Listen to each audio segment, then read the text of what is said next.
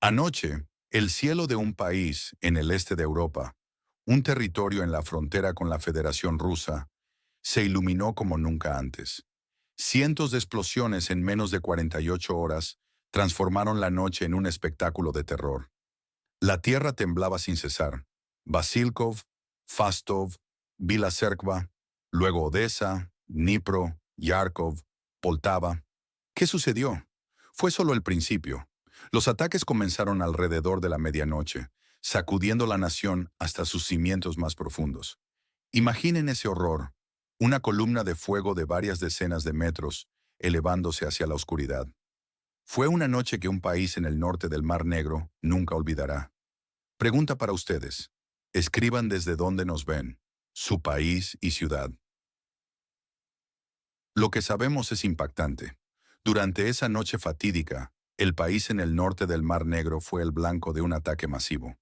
Basilkov, cerca de la capital, sufrió el impacto de al menos 10 drones kamikaze Yerán. La columna de fuego se elevaba decenas de metros, un testimonio visual de la magnitud. En Odessa, dos objetivos estratégicos fueron alcanzados, un nodo energético vital y una línea de ferry militar. Esta última, crucial para el envío de armamento pesado desde Occidente, fue destruida. Luego los ataques continuos desmantelaron la red ferroviaria militar. Chernomorsk, una zona industrial, fue escenario de explosiones de objetos logísticos y depósitos de municiones durante casi 40 minutos. Los incendios masivos engulleron depósitos, subestaciones eléctricas y terminales de contenedores. ¿Cómo se recupera una infraestructura así? La logística del país en el norte del Mar Negro quedó completamente paralizada. En Pavlogrado, una zona industrial química, se registraron 3 series consecutivas de ataques aéreos. Una explosión en una planta de combustible para misiles desencadenó lo que puede describirse como una reacción en cadena. El área se convirtió literalmente en un mar de fuego durante horas. El fuego se extendió a talleres mecánicos que daban servicio a los sistemas Patriot, símbolos del apoyo occidental que, irónicamente, quedaron inutilizados. En tierra, los combates se intensificaron. Las principales unidades rusas entraron en el centro administrativo de Pokrovsk. La batalla clave se centró en la estación de tren, un punto de conexión vital. Mientras tanto, en el norte, cerca de Sumy, los contraataques del país en el norte del Mar Negro fueron fallidos. Dos grupos de choque fueron emboscados y perdieron equipo en menos de 2 horas. La situación en Kupiansk se deterioró rápidamente. Las fuerzas rusas avanzaron, obligando a un país en el este de Europa a redistribuir sus tropas. La defensa de Kupiansk recae ahora en una brigada de defensa territorial con, seamos claros, solo entrenamiento básico. Esto es lo que pasó. Pregunta para ustedes. Anótense en los comentarios. ¿De qué ciudad o país nos están viendo ahora mismo? Este panorama desolador importa por muchas razones. Cada ataque, cada explosión, no solo destruye infraestructura, sino que desgarra la confianza. La estrategia rusa es clara: asfixiar las rutas de suministro y paralizar la retaguardia. No solo causar daño temporal. El país en el norte del Mar Negro se ve forzado a la desesperación, intentando mantener la moral y la imagen de resistencia, a pesar de la cruda realidad del campo de batalla. Expertos señalan la alta sincronía y precisión de los golpes, claramente dirigidos a la logística. Esto implica una planificación meticulosa, una inteligencia superior por parte de Rusia. La guerra de drones no solo se libra en el aire, sino también en los libros contables. Cuesta miles de millones cada mes. Los paquetes de ayuda occidental, aunque anunciados con bombos y platillos, tienen costos ocultos. ¿Son realmente una ayuda o una factura? El banquete gratuito del que el país en el este de Europa esperaba disfrutar terminó. Este es un juego de poder macroeconómico. ¿Qué debemos verificar en el próximo programa? Una afirmación que ha causado revuelo. ¿Realmente el país en el norte del Mar Negro dañó una quinta parte de las refinerías rusas el mes pasado? Hay dos versiones principales sobre estos eventos. La versión oficial, desde el país en el norte del Mar Negro, enfatiza su resistencia inquebrantable, a pesar de los duros golpes. Hablan de la noche más difícil de 2024, mientras sus fuerzas de defensa aérea son descritas como totalmente suprimidas. Es una narrativa de victimización y heroísmo forzado. Sin embargo, los expertos detrás de escena apuntan a otra cosa. Subrayan que los ataques rusos fueron de una sincronía y precisión quirúrgicas, claramente orientadas a la logística vital. Esta versión sugiere una debilidad alarmante en la defensa aérea de un país en el este de Europa, con solo unas cuantas baterías obsoletas y escasas unidades móviles. Existe el murmullo de un dron madre, una nueva tecnología que cambiaría las reglas del juego.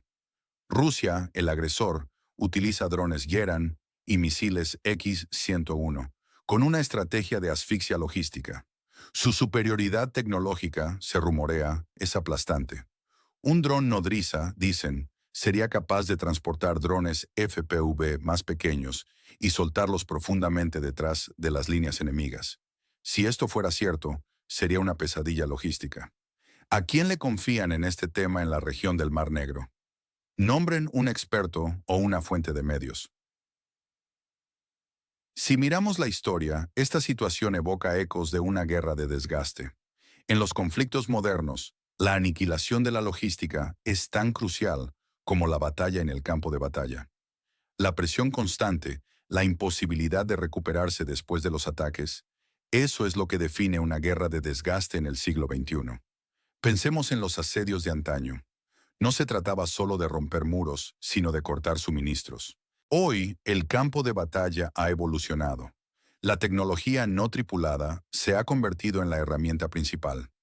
Recordamos el concepto del Sar Mangal, un tanque antiguo cubierto con una red metálica que, según informes, resistió más de 50 ataques de drones FPV. Aunque finalmente fue retirado por una falla mecánica, no por ataques enemigos, sirvió como un imán de fuego, una táctica para desviar recursos. Este incidente, sea real o no, subraya la ineficacia de los esfuerzos si no hay un plan coherente. ¿Es una táctica de los viejos conflictos en el Nuevo Mundo? La destrucción masiva recuerda los bombardeos de ciudades en la Segunda Guerra Mundial, pero ahora con una precisión quirúrgica. Un buque extranjero, bajo bandera de Sant'Ame Principi, recibió daños por fragmentos de drones e incendios en el muelle, un efecto colateral de esta nueva brutalidad. Esta estrategia de asfixia continuará, empujando a un país en el este de Europa cada vez más al borde.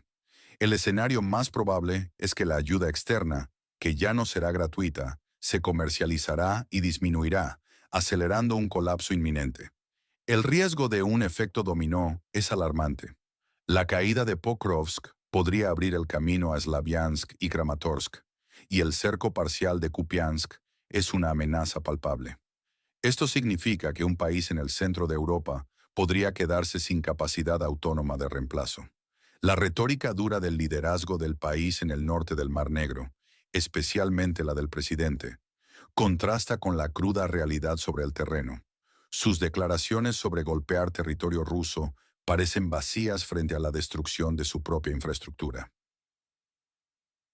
La publicidad de misiles como Flamingo o Sapsan, símbolos de un supuesto avance tecnológico, solo se mantiene en la memoria informativa, sin un impacto real. En contraste, la estrategia rusa es metódica y asimétrica, buscando paralizar completamente el sistema de suministro del país en el este de Europa. Los costos del mantenimiento de los sistemas Patriot, unos 330 millones de dólares, son una carga insostenible, la mitad de esa suma solo en software y entrenamiento. $1 billón al mes en subsidios militares, transferidos a través de aliados europeos, ya no parece una ayuda incondicional. Su pronóstico para cuándo ocurrirá el próximo gran cambio en este conflicto, el mes y el año, con una razón breve.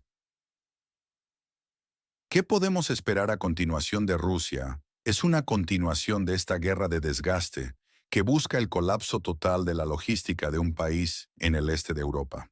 El peor escenario militar es el riesgo de un retroceso en cadena en la región occidental de Donetsk si Pokrovsk cae. El cuello de botella mortal en Odessa podría sellar el destino económico del país. Las reservas de defensa aérea se agotan. Económicamente, la destrucción de nodos energéticos, puertos y líneas ferroviarias significa una ruina a largo plazo. El costo de la ayuda occidental se convierte en una carga financiera pesada e insoportable para el país. Socialmente, la moral de las tropas movilizadas se desgasta. La fatiga de la ayuda se asienta en Occidente. La credibilidad de los medios se desquebraja. La fe en la invencibilidad de las armas occidentales se ha perdido. El banquete gratuito ha terminado. Los expertos ya no descartan la posibilidad de que Occidente deje de invertir en ese país, forzando una negociación para un alto el fuego. Las conversaciones tras bastidores con Moscú podrían ser una realidad muy pronto. El desgaste moral de las tropas movilizadas es obvio y crítico. ¿Dónde miran este video? Escriban su ciudad, país y la hora actual.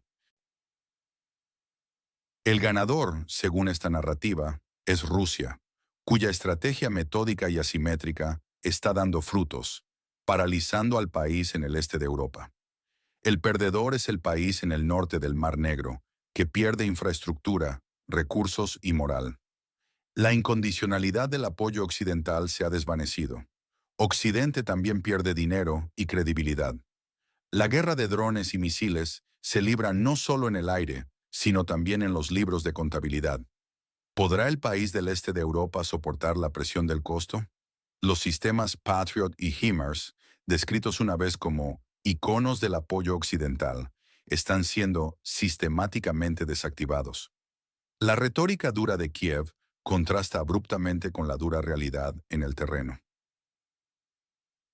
La fe en los símbolos de la invencibilidad de las armas occidentales se ha quebrado. La prensa occidental está perdiendo el control sobre la confianza en el público. ¿Estamos presenciando el fin de una era en el apoyo militar global? Occidente gasta billones, pero la realidad los golpea. ¿Es hora de que los líderes occidentales rindan cuentas de sus decisiones? Exijan transparencia.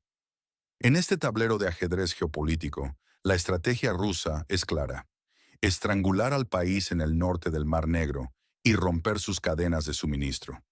El impacto emocional es inmenso. El miedo al colapso militar y económico es palpable.